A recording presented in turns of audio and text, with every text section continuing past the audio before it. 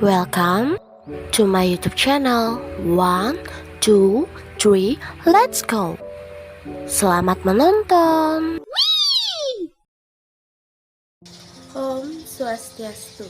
Perkenalkan, nama saya Desa Madalik Septiari, NIM 20130810118. Di video kali ini, saya akan mencoba untuk memaparkan salah satu filsuf dari filsafat barat, yaitu David Hume. Namun, sebelum masuk ke dalam pemaparan, izinkan saya untuk berterima kasih kepada dosen pengampu mata kuliah Filsafat Barat 2, yaitu Ibu Nilo Putu Juliani Dewi SAG MAG.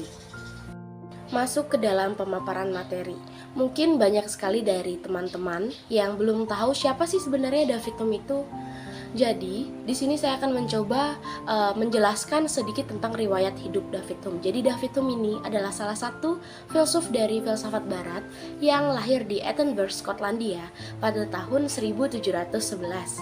Namun, pada awalnya namanya itu sebenarnya bukan David Hume, melainkan David Home.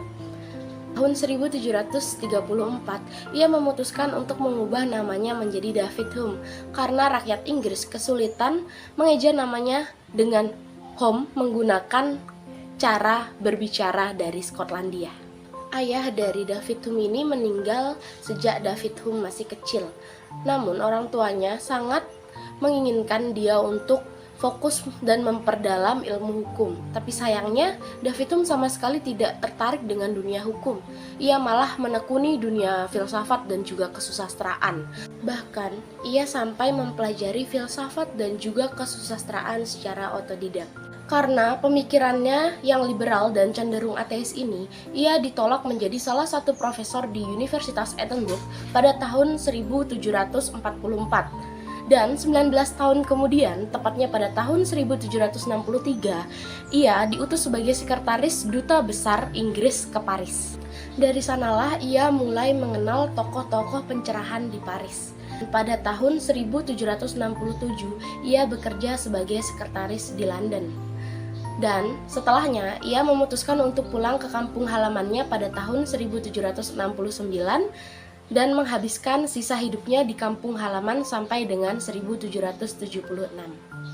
Dalam sejarah filsafat, David Hume ini dikenal sebagai pemikir empiris yang radikal dan skeptis. Bahkan banyak sekali yang beranggapan bahwa pemikirannya ini merupakan puncak dari empirisme modern. Dengan kata lain, empirisme ini menjadi semakin tajam dan juga lengkap di tangannya. Ide filosofis dari David Hume ini meliputi persepsi, yang mana persepsi ini dibagi menjadi dua, yaitu kesan dan ide. Kesan dan ide ini dibedakan berdasarkan derajat dan sifat nyatanya.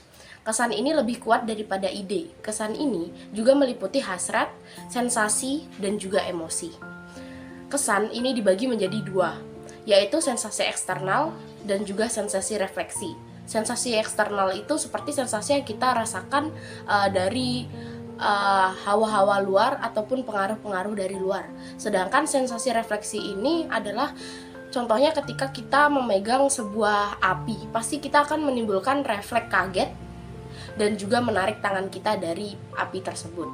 Sedangkan ide ini juga dibagi menjadi dua, yaitu ide tunggal dan juga ide kompleks. Aliran filsafat dari David Hume ini adalah epistemologi yang didasarkan atas empirisme.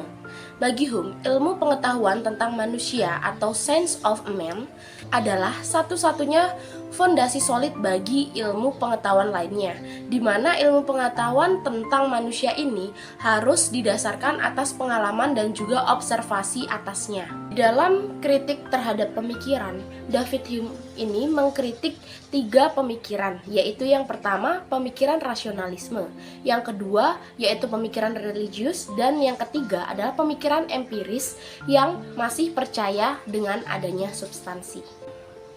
Yang pertama, kita akan membahas tentang kritisi terhadap ajaran-ajaran rasionalisme yang meyakini adanya ide-ide bawaan dan juga beranggapan bahwa alam semesta dan juga isinya ini merupakan sebuah keseluruhan yang saling berkaitan.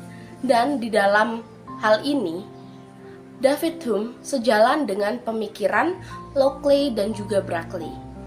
Yang kedua, mengkritisi pemikiran religius, baik dari ajaran agama Kristen ataupun agama yang lainnya. Mereka yang menganut daisme meyakini bahwa Tuhan membiarkan alam semesta dan juga isinya berjalan layaknya mesin tanpa campur tangan dari Tuhan itu sendiri. Dalam hal ini, David Hume paling mengkritiki tentang ajaran agama yang mempercayai adanya sebab tertinggi dan juga hukum kualitasi atau hukum sebab akibat. Dan yang ketiga, ia menyerang ajaran empirisme yang masih mempercayai adanya substansi. Dengan kritik ini, ia benar-benar ingin membebaskan dan juga membersihkan empirisme dari bayang-bayang rasionalisme.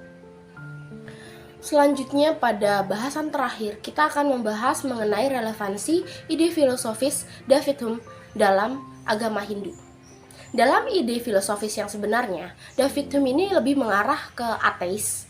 Namun, David Hume tetap meyakini adanya ide-ide bawaan serta tanggapan bahwa alam semesta ini terdiri dari sebuah keseluruhan yang saling berkaitan, yang mana dalam hal ini ide tersebut berkaitan dan relevan dengan ajaran agama Hindu seperti panenteisme, sebagaimana disebutkan dalam kitab Bhagavad Gita yang meyakini bahwa Tuhan meresap ke seluruh alam semesta, tapi alam semesta bukanlah Tuhan.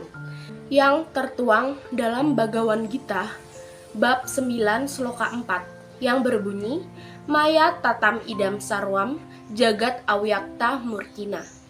Matsani sarwa bhutani nasaham tesu awastitah, yang artinya alam semesta ini diliputi olehku dengan wujudku yang tak nyata.